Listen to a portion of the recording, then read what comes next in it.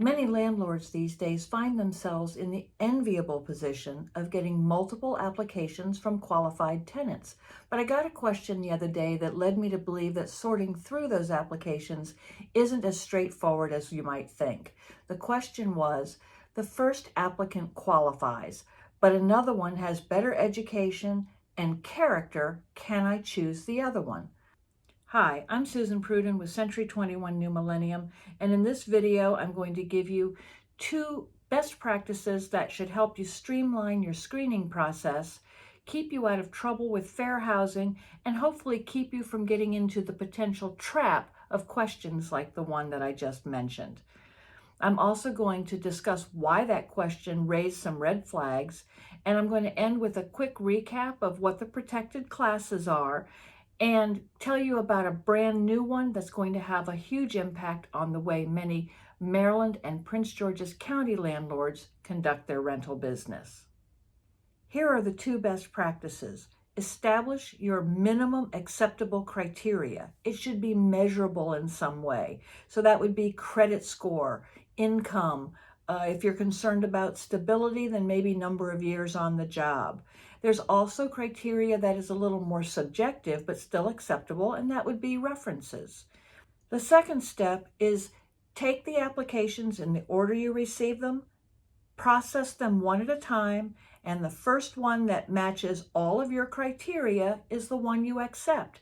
Stop processing all the rest. You can always tell the other applicants that you'll keep their information on file in case the accepted applicant backs out, and a good business practice would be to return the unused application fees.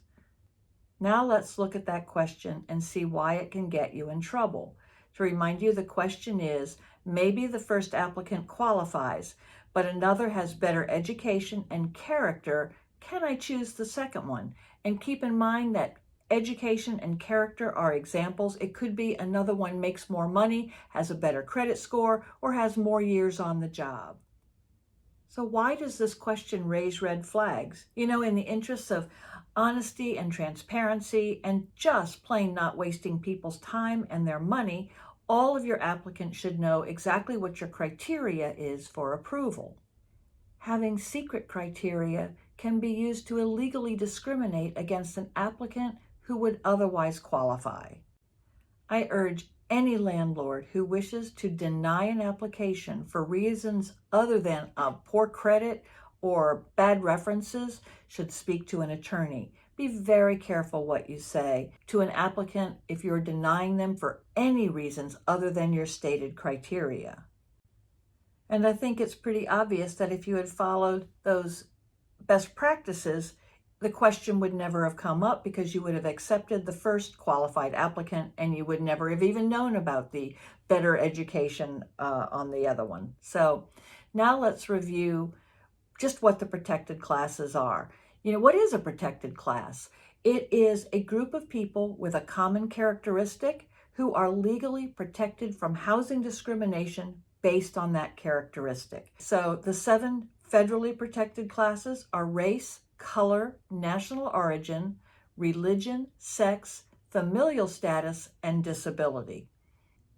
In addition to the federally protected classes, the state of Maryland also protects marital status, gender identity, and sexual orientation, and effective October 1st of this year, they add source of income, and I'll explain that in a moment. In Prince George's County, we've added age, occupation, personal appearance, and political opinion. And effective February 3rd of this year, that's 2020, we have added 3 more. So they are already law, and that is immigration status, citizenship status, and source of income. So the first 2, citizenship status and immigration status, I think they're pretty self-explanatory. Doesn't matter whether you agree with them or not. That's the law. But source of income is not readily apparent what that means. As source of income applies to rentals, it means that landlords must accept applicants with housing vouchers. So that would be like the Section 8 program. Landlords would still be able to determine the tenant's ability to pay rent based on creditworthiness and any other criteria that you already have set for any applicant. So a blanket statement like, I don't accept housing vouchers or I don't accept Section 8 is now illegal. So be careful, because this is a new protected class, and I certainly expect that there will be testers out there looking for violations. You know, if you have questions about your obligations as a landlord, there are some useful links down below. I've included a PDF file of the list of protected classes so you can drop it into your rental file to keep them top of mind. And as always, I am here to answer your questions. Please reach out to me. It's a big help to me if you hit the like and subscribe button. Stay well, stay safe, stay legal, and thanks for listening.